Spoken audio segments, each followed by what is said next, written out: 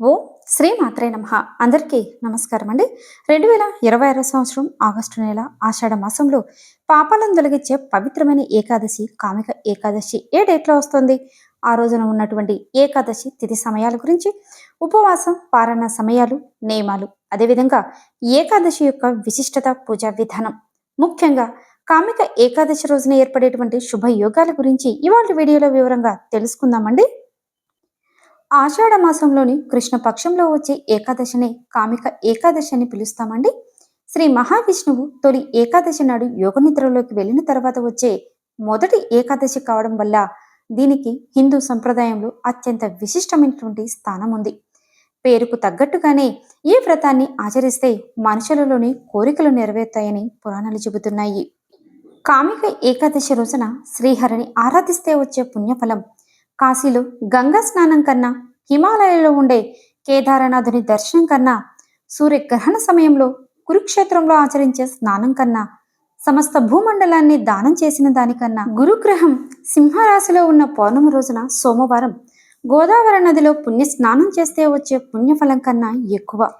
ఇంతటి విశిష్టమైనటువంటి కామిక ఏకాదశి 2026 సంవత్సరం ఆషాఢ మాసం ఆగస్టు నెలలో ఏ డేట్లో వచ్చిందో ఇప్పుడు వివరంగా చూద్దామండి. శ్రీ పరాభవ నామ సంవత్సరం ఆషాఢ మాసం దక్షిణాయనం గ్రీష్మ ఋతువు కృష్ణ పక్షం. ఏకాదశి తిథి 2026 సంవత్సరం ఆగస్టు 8వ తేదీ శనివారం రోజు మధ్యాహ్నం 1:59 ప్రారంభమై 2026 సంవత్సరం ఆగస్టు 9వ తేదీ ఆదివారం ఉదయం 11:04 వరకు ఉందండి. హిందూ సంప్రదాయంలో వ్రతాలు, పండుగల నిర్ణయానికి ఉదయం తిథికి ప్రాధాన్యం ఉంటుంది. అందువల్ల 2026 సంవత్సరం ఆగస్టు 9వ తేదీ ఆదివారం రోజున కామిక ఏకాదశి వ్రతాన్ని ఆచరించాలి. పారణ సమయం 2026 సంవత్సరం ఆగస్టు 9వ తేదీన ఉపవాసం ఉండి ఏకాదశి వ్రతాన్ని ఆచరించిన వారు 2026 సంవత్సరం ఆగస్టు 10వ తేదీ సోమవారం ఉదయం 6:15 నుండి ఉదయం 8 గంటల మధ్యలో పూజ చేసుకుని ఉపవాసాన్ని విరమించుకోవచ్చు.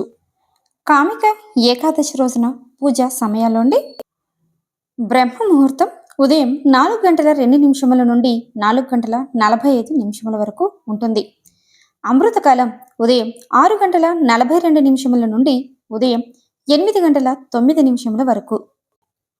తర్వాత అభిజిత్ ముహూర్తం మధ్యాహ్నం 11:37 నుండి 12:30 వరకు ఉంటుంది.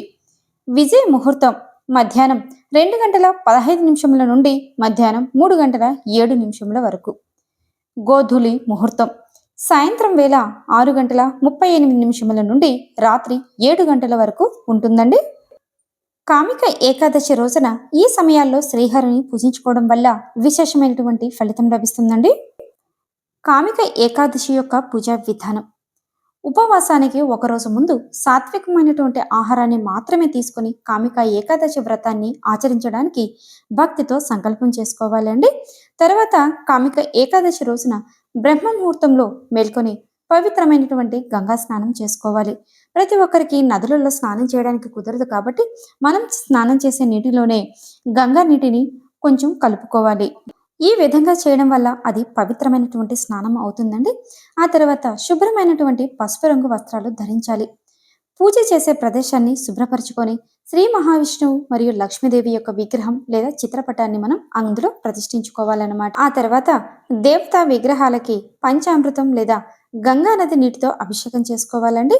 ముఖ్యంగా ఈ పూజలో పసుపు రంగు పువ్వులు, చందనం, అక్షతలు మరియు తులసి ఆకులని సమర్పించుకోవాలి. విష్ణు పూజలో తులసి లేకపోతే ఆ పూజ సంపూర్ణమవ్వదని మనందరికీ తెలుసు కదండి. తర్వాత ధూపం దీపం వెలిగించి నైవేద్యాన్ని సమర్పించుకోవాలండి. ఈ రోజు పూజలో ముఖ్యంగా విష్ణు సహస్రనామాన్ని, శ్రీ విష్ణు చాలీసాని పఠించాలండి. తర్వాత ఓం నమో భగవతే వాసుదేవాయ అన్న మంత్రాన్ని జపించాలి. ఏకాదశి వ్రతాన్ని ఆచరిస్తూ ఉపవాసం ఉండాలి అనుకున్న వారు వాళ్ళ శక్తి మరియు ఆరోగ్యాన్ని పరిగణలోకి తీసుకుని మాత్రమే ఉపవాసాలు అయితే ఉండాలండి. ఇందులో నిర్జల ఉపవాసం అంటే నీరు కూడా తీసుకోకుండా చేసే ఉపవాసం ఉంటుంది. ఆ తర్వాత నీటితో పాటు పండ్లు మాత్రమే తీసుకుంటూ కూడా ఉపవాసాన్ని చేయొచ్చు. అదే రోజున సాయంత్రం భక్తి గీతాలు పాడుతూ స్వామికి ప్రార్థన చేసుకుంటూ విష్ణుమూర్తిని స్మరించాలి. తర్వాత మరుసటి రోజు ద్వాదశి నాడు మీ శక్తి మేరకు దాన ధర్మాలు చేస్తే ఉపవాసాన్ని విరమించాలండి.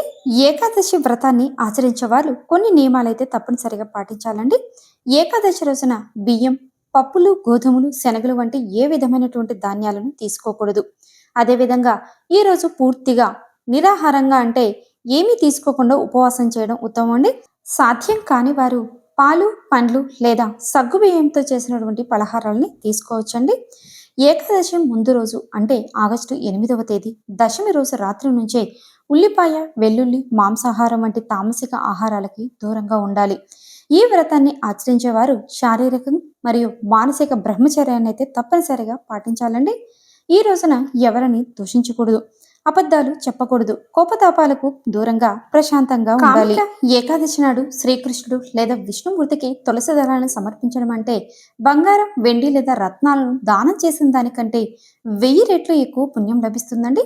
అదేవిధంగా కామిక ఏకాదశి రోజున ఓం శ్రీ తులసి అయిన నమః వంటి తులసి నామాలను స్మరిస్తూ నిరుపేదలకి, బ్రాహ్మణులకి అన్నదానం, వస్త్రదానం చేయడం వల్ల జీవితంలో ఎదురవుతున్నటువంటి ఆర్థిక, మానసిక ఇబ్బందులు కూడా తొలగిపోతాయి. కామిక ఏకాదశి రోజున కొన్ని అత్యంత శక్తివంతమైనటువంటి శుభయోగాలు ఏర్పడుతున్నాయండి. ఈ యోగాల కాలంలో చేసే పూజలు, దానాలు అనంతమైనటువంటి పుణ్య ఫలాలను ఇస్తాయి. సర్వార్థ సిద్ధి యోగం. ఈ యోగంలో ప్రారంభించే ఏ పనైనా ఖచ్చితంగా విజయవంతమవుతుంది. రెండవది ద్విపుష్కర యోగం. ఈ కాలంలో చేసే పూజలు, శుభకార్యాల వల్ల రెట్టింపు ఫలితం దక్కుతుంది. మూడవది అమృత కాలం. ధ్యానానికి, మంత్ర జపానికి ఈ సమయం ఎంతో అనుకూలమైనదండి మరియు విశేషమైనటువంటి ఫలితం కూడా ఇస్తుంది. కామిక ఏకాదశి రోజున శుభ ఫలితాల కోసం చేయాల్సినటువంటి పరిహారాలు. ముందుగా తులసి పూజ. శ్రీ మహావిష్ణువుకి ఎంతో ప్రీతికరమైన తులసి దళాలను సమర్పించి పూజించాలండి. తులసి కోట ముందు ఆవు నెయ్యితో దీపం వెలిగించి 11 ప్రదక్షిణలు చేయడం వల్ల ఇంట్లోని ప్రతికూల శక్తులు తొలగిపోతాయి. తర్వాత దీపదానం. సాయంత్రం వేళ ఆలయాల్లో లేదా ఇంటి ముఖద్వారం వద్ద దీపాలను వెలిగించడం వల్ల లక్ష్మీదేవి అనుగ్రహం లభిస్తుందండి. తర్వాత దాన ధర్మాలు. ఈ రోజున బ్రాహ్మణులకు లేదా పేదలకు పసుపు రంగు వస్త్రాలు, పండ్లు అన్నదానం చేయడం వల్ల జాతకంలోని దోషాలు తొలగి ఐశ్వర్యం లభిస్తుందండి.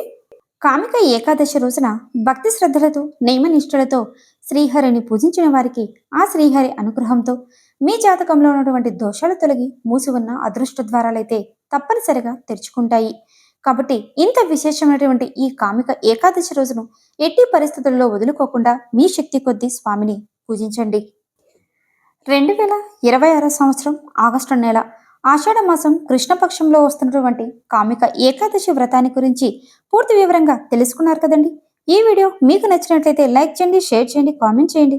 నెక్స్ట్ మరొక యూస్ఫుల్ వీడియోతో మీ ముందుకు వస్తానండి. అంతవరకు సెలవు.